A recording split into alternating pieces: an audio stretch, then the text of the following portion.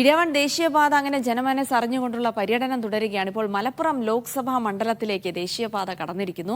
LDF സ്ഥാനാർത്ഥി V വസീഫാണ് യാത്രയ്ക്കൊപ്പം ആദ്യം ചേരുന്നത്. VP സാനു ഇളക്കിമറിച്ച മലപ്പുറത്തെ മണ്ണ് ഇക്കുറി ഇടതുപക്ഷത്തോടൊപ്പം നിൽക്കുമെന്നാണ് വസീഫ് പറയുന്നത്. നമസ്കാരം. കോഴിക്കോട് നിന്ന് ഞങ്ങൾ മലപ്പുറത്ത് എത്തിയിരിക്കുകയാണ്. മലപ്പുറം മണ്ഡലത്തിൽ മലപ്പുറവും പൊന്നാനിയും ഉൾക്കൊള്ളുന്ന മലപ്പുറം ജില്ലയിൽ മലപ്പുറം മണ്ഡലമാണ് ഇപ്പോൾ നമ്മൾ നിൽക്കുന്നത്. LDF സ്ഥാനാർത്ഥിയിൽ നിന്നാണ് നമ്മൾ തുടങ്ങുന്നത്. എല്ലാവർക്കും പരിചിതമായ മുഖമാണ്. യുവ നേതാക്കളിൽ ഏറ്റവും പ്രമുഖനായിട്ടുള്ള വി വസീഫ്. വരൂ. സന്തോഷം. രാവിലെ എനിക്ക് തോന്നുന്നു ഈ ആദ്യത്തെ ഒരു തെരഞ്ഞെടുപ്പ് മത്സരമാണ് വസീഫിനെ സംബന്ധിച്ചിടത്തോളം. എന്താണ് അനുഭവം? നല്ല അനുഭവമാണ്.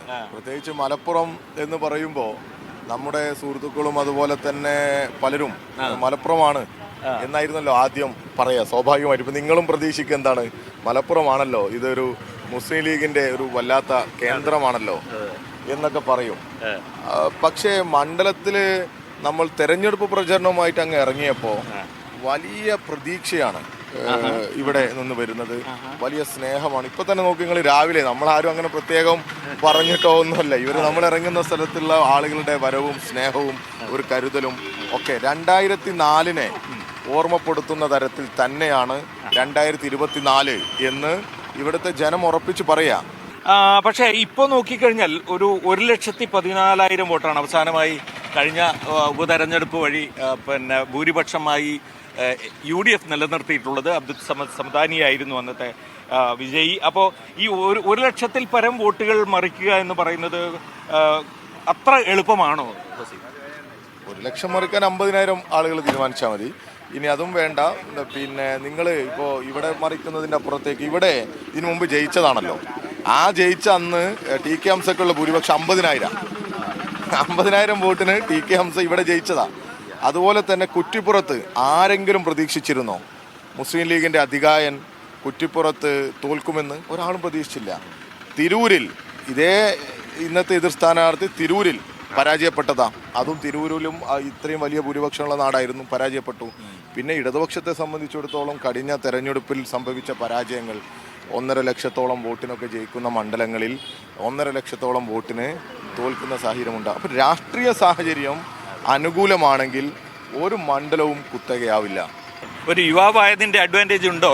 മത്സരിക്കുന്നത് ഒരു 77 വയസ്സുള്ള ET മുഹമ്മദ് ബഷീറിനോടാണ്. അപ്പോൾ ആളുകൾ ഇനി എക്സ്പീരിയൻസ് ഓക്കെ, അല്ലെങ്കിൽ എന്താ പറയുക, ഒരു പക്വത, തലമുതിർന്ന നേതാവ് എന്നുള്ള പരിഗണനയാണോ, അല്ല യുവാവ് എന്നുള്ള പരിഗണന? ആളുകൾ എപ്പോഴും അവർക്ക് സമീപിക്കാൻ പറ്റുന്ന, അവർക്ക് ഇടപെടാൻ പറ്റുന്ന ഒരു ജനപ്രതിനിധി ആവണം എന്നാണ് ആളുകൾ ആഗ്രഹിക്കുക.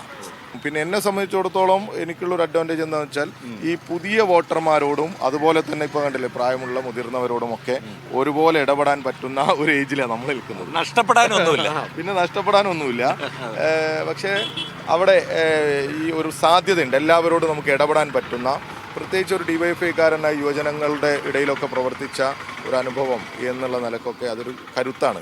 സാനുവിനേക്കാൾ മികച്ച ഒരു സ്ഥാനാർത്ഥി ആയിരിക്കുമെന്ന് തെളിയിക്കുന്നതായിരിക്കുമോ മത്സരം? അല്ല, ഈ മണ്ഡലത്തിൽ തുടർച്ചയായി ഇടതുപക്ഷത്തിന് ഒരു വലിയ മുന്നേറ്റമാണ്. അതിങ്ങനെ ഘട്ടം ഘട്ടമായിട്ട് വരിക. അപ്പോൾ സാനു ഇളക്കി വെച്ചതാണ്, ഞങ്ങളതങ്ങ് എടുക്കും. All the best Waseef. Thank you so much. എന്തായാലും ദേശീയപാതയിൽ പ്രമോദിനെ കണ്ടപ്പോൾ നന്നായി. പ്രമോദിനെ ഒന്ന് കണ്ടല്ലോ. ഏഷ്യാനെറ്റിലെ ആദ്യ വാർത്താ വായന ഇന്നും ഓർമ്മയിലുണ്ടെന്നൊക്കെയാണ് നമ്മുടെ പ്രേക്ഷകർ പറയുന്നത്.